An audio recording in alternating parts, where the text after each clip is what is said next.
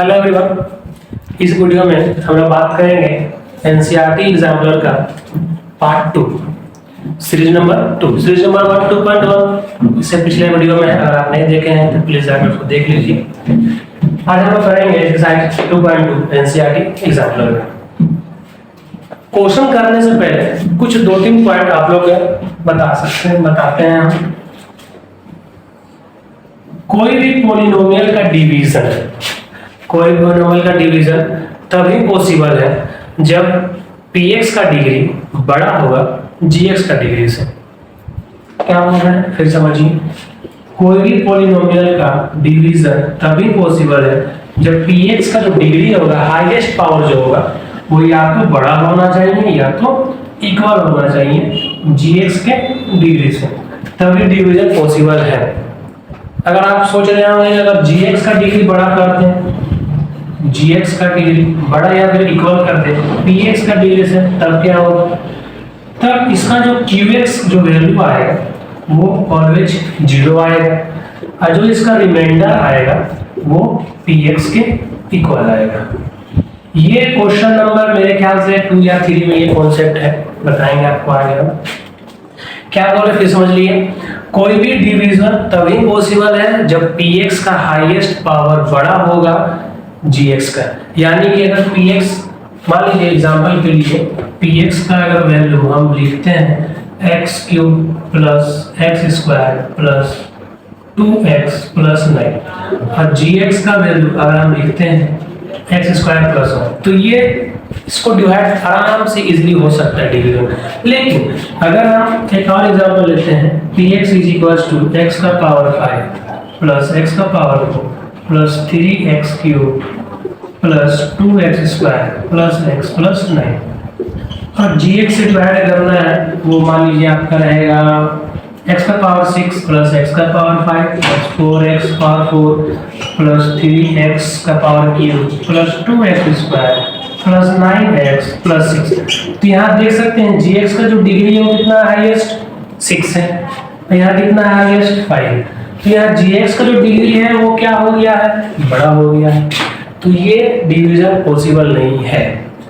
ठीक है, division possible क्यों नहीं है? क्योंकि ऑब्वियस सी बात है, डिग्री उसका बड़ा है तो किससे डिवाइड करेंगे, कर ही नहीं पाएंगे। 0 से दीजिएगा तो पूरा 0 आ जाएगा, कट करके जो px का जो वैल्यू था वही हो जाएगा rx सबका। ठीक है, दो कॉन्सेप्ट याद रखना है। डिवीजन पॉसिबल कब है, जब px का डिग्री ज्यादा होगा gx से, और डिवीजन पॉसिबल कब नहीं है, जब gx का डिग्री ज्यादा हो जाएगा px से। उस समय क्या होगा, उस समय qx 0 हो जाएगा और जो rx होगा वो px के इक्वल होगा। आई होप ये छोटा सा कॉन्सेप्ट आपको याद रहेगा। इसी कॉन्सेप्ट का यूज करके ये 2.2 का 5 में से 4 क्वेश्चन सॉल्व हो जाएगा। ये देखते क्वेश्चन क्या बोल रहा है। अब क्वेश्चन बोल रहा है क्या x² - 1 जो कांस्टेंट है, मतलब x² - 1 qx हम लोग गिवन है, कितना x² - 1। ये डिवीजन पॉसिबल है किससे,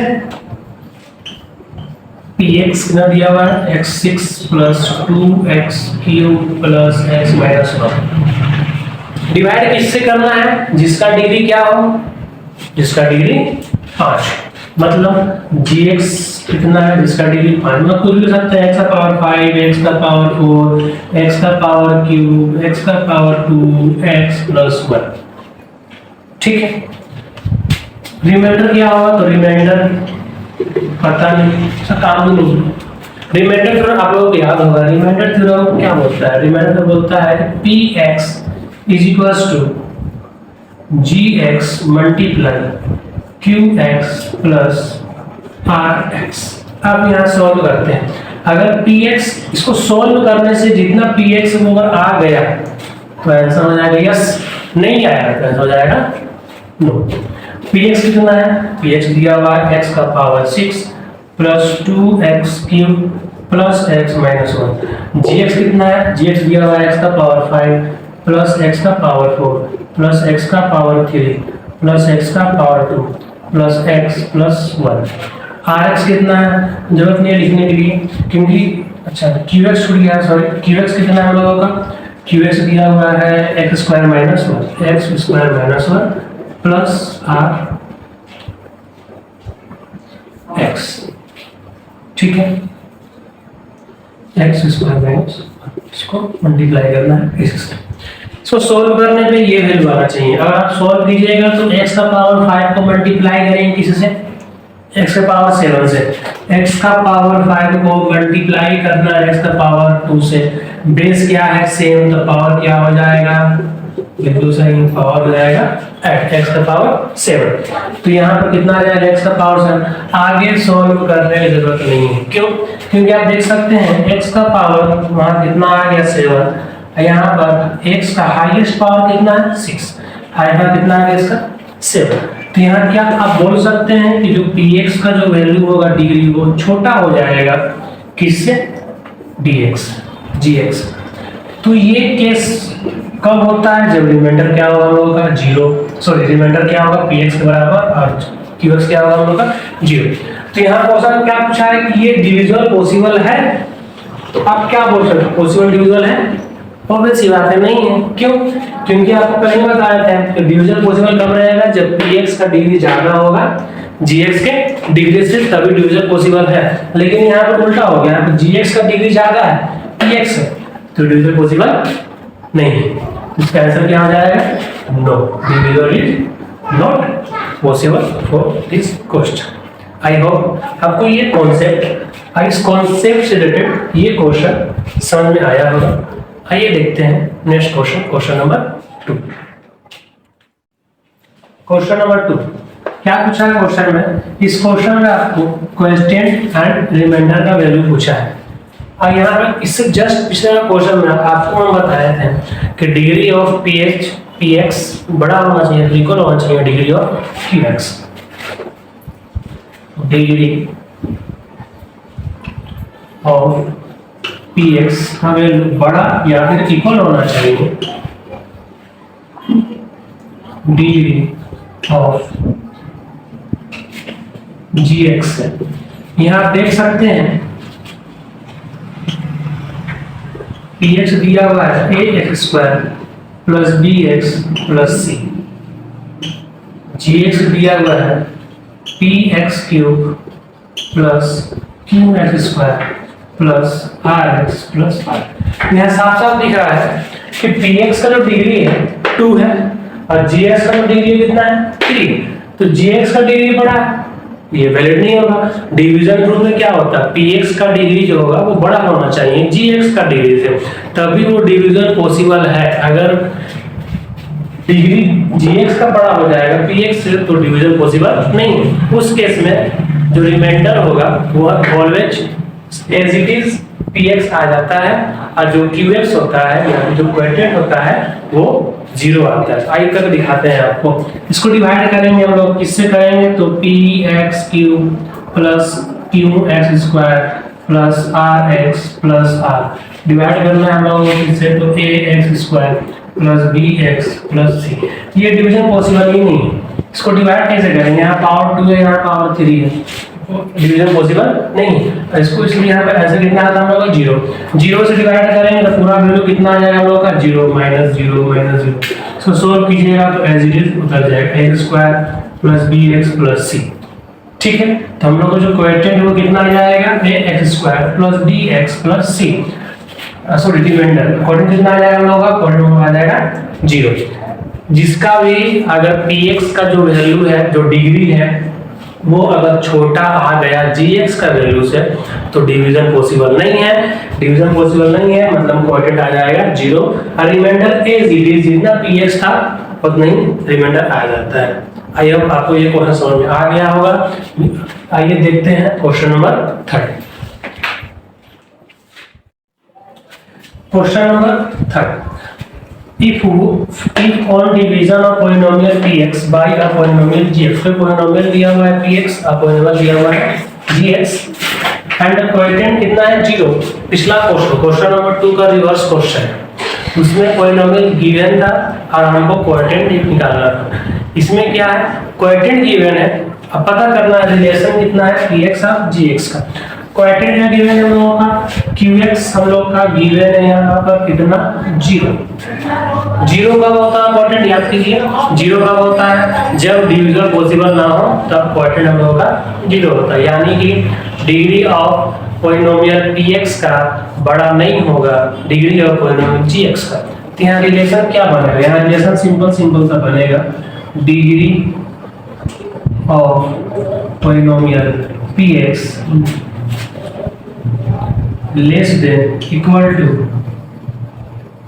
degree of polynomial gx। gx का डिग्री बड़ा हो गया मतलब क्वोटिएंट 0 आ गया, px का डिग्री बड़ा होगा तो डिवीजन पॉसिबल है, gx का डिग्री बड़ा होगा डिवीजन पॉसिबल नहीं है, डिवीजन पॉसिबल नहीं है इस वजह से qx कितना आएगा हम लोगों का 0 है। क्वेश्चन नंबर सेकंड का जस्ट ये क्या है रिवर्स क्वेश्चन। क्वेश्चन नंबर 4 क्या पूछ रहा है यहाँ पर, यहाँ बोल रहा है डिवीजन का किया जा रहा पॉलिनोमियल जो कि नॉन जीरो है, किससे gx से, तो रिमाइंडर क्या आ जा रहा है 0, रिमाइंडर 0 आ रहा है मतलब रिमाइंडर 0 आ रहा है मतलब ऑब्वियस सी बात है फैक्टर होगा। रिमाइंडर 0 कब आता है, x का वैल्यू पुट करने पे पूरा 0 आ जाए, px कुछ दिया हुआ है उसमें अगर x का वैल्यू पुट कर रहे हैं और px हम लोग को 0 आ गया मतलब क्या समझेंगे रिमाइंडर क्या हो गया है 0 हो गया है। तो हम लोग क्या बोल सकते हैं यहाँ पर जो gx is factor of px, gx क्या होगा px का फैक्टर होगा, कोई किसी का फैक्टर होता है तभी रिमाइंडर 0 होता है, तब रिलेशन क्या बनेगा, तो रिमाइंडर 0 हो रहा है मतलब कहीं ना कहीं डिविजिबल पॉसिबल होगा तब ना रिमाइंडर 0 हो रहा होगा, डिविजिबल पॉसिबल हो रहा है मतलब डिग्री ऑफ px का वैल्यू बड़ा होगा डिग्री ऑफ gx से। हम लोग क्या लिख सकते हैं यहाँ रिलेशन डिग्री ऑफ px का वैल्यू बड़ा और इक्वल होगा डिग्री ऑफ gx से। ये चारों क्वेश्चन में एक ही कॉन्सेप्ट लगा अभी तक, क्या कॉन्सेप्ट लगा है कि जिसका डिग्री बड़ा है यानी कि अगर px का डिग्री बड़ा है gx का डिग्री से तो डिवीजन पॉसिबल होगा, डिवीजन पॉसिबल होगा तो रिमाइंडर कुछ भी आ सकता है, इनफैक्ट 0 भी आ सकता है। रिमाइंडर 0 आ रहा है मतलब वो फैक्टर होगा, फैक्टर होगा मतलब px का डिग्री बड़ा होगा gx का डिग्री से, और जिसका उल्टा केस हो गया मतलब gx का डिग्री बड़ा हो गया px से उसका कोई फैक्टर ही नहीं मतलब वो रिमाइंडर एज इट इज जो px था वहीं पे उतर जाएगा, लेकिन उसका क्वेश्चन क्या हो जाएगा 0 हो जाएगा। आई होप आप लोग ये समझ में आ गया होगा।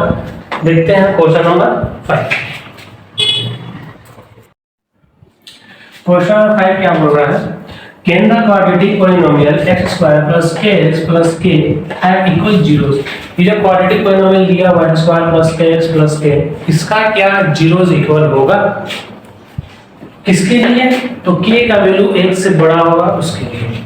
k का वैल्यू यहाँ पर हम लोग बेसिकली पूछा गया है क्वाड्रेटिक पॉलिनोमियल जो ये पॉलिनोमियल दिया हुआ है इसका जो जीरोस होगा और डिग्री कितना है इसमें 2, आंसर कितना होगा इसका 2, 2 आंसर निकलेगा मतलब 2 जीरोस निकलेगा, जो दोनों जीरोस निकलेगा वो क्या सेम होगा, ये क्वेश्चन पूछ रहा है। तो आइए देख लेते हैं। पहले क्वाड्रेटिक कितना दिया हुआ लोगों का px जो है वो दिया हुआ है x² प्लस kx प्लस 1। अगर आपसे पूछेंगे a का वैल्यू कितना है तो 1 बोलिएगा, b का वैल्यू k हो जाएगा और c का वैल्यू कितना हो जाएगा, यहाँ k है, c का वैल्यू कितना हो जाएगा k हो जाएगा। हमको चेक करना है कि जो रूट है वो दोनों इक्वल है या नहीं, अगर इक्वल है तो आंसर हो जाएगा यस, इक्वल नहीं है तो हो जाएगा नो। तो रूट निकालने का सबसे बेसिक फंडामेंटल थ्योरी एक आपको बताए थे पिछले वीडियो में, बेसिक वीडियो में दिया हुआ है उसमें बताए थे आप लोगों को डिस्क्रिमिनेंट के बारे में, d के बारे में। d का जो वैल्यू होता है वो होता है b² माइनस 4ac।